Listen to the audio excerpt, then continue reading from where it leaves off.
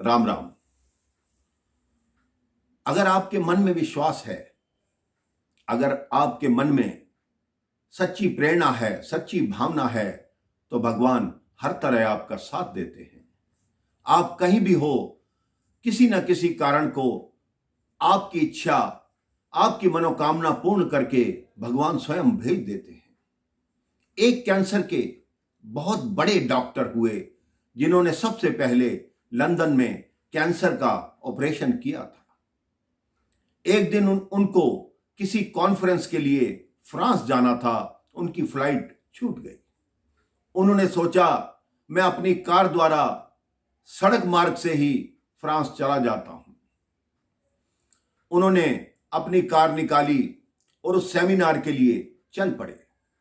मार्ग में जाकर एक चौक के ऊपर वो मार्ग भूल गए और सड़क दूसरी तरफ मुड़ गए।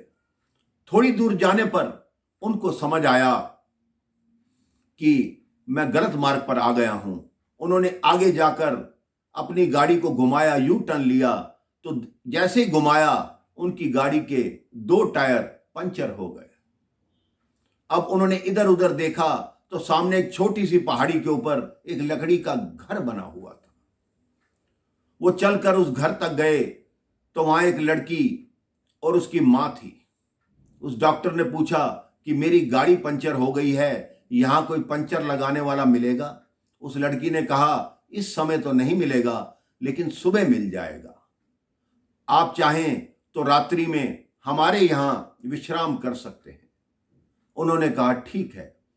तो डॉक्टर वहीं बैठे। उस लड़की ने एक कैंडल अर्थात मोमबत्ती भगवान के आगे जलाई और प्रार्थना करने लगी। वो जो डॉक्टर था वो भगवान को मानने वाला बिल्कुल नहीं था। उसने कहा तुम ये क्या कर रही हो? उसने कहा कि मेरी मां कैंसर की मरीज है, उसके बचने की कोई उम्मीद नहीं है। मैं भगवान से प्रार्थना कर रही हूं कि लंदन में जो डॉक्टर हैं, जो कैंसर के सबसे बड़े डॉक्टर हैं, मेरी मां का ऑपरेशन कर दें तो मेरी मां बच सकती है। उस डॉक्टर ने, जिसने भगवान को कभी माना नहीं था, उसने कहा एक कैंडल मुझे भी दो। वो कहती किस लिए? कहते मैं ही वो डॉक्टर हूं। अब मुझे समझ आया कि भगवान ने मुझे यहां क्यों लाया, क्यों मेरी फ्लाइट मिस हुई, क्यों मैं रास्ता भूला, क्यों मेरे टायर पंचर हुए, क्योंकि मुझे भगवान ने यहां पर लाना था तेरे घर में। अब तेरी मां का ऑपरेशन मैं अपने हाथ से करूंगा। उस डॉक्टर ने उस लड़की की माता का ऑपरेशन अपने हाथ से किया, वो स्वस्थ रही। उसके बाद उसने मन में सोच लिया कि रोज भगवान का पूजन करूंगा, रोज प्रार्थना करूंगा। इसलिए आप भी अपने जीवन में ये नियम बना लीजिए कि भगवान ने अगर आपकी सहायता करनी होगी तो कोई ना कोई कारण बनकर आपके पास स्वयं आएगा। राम राम, जय श्री राम।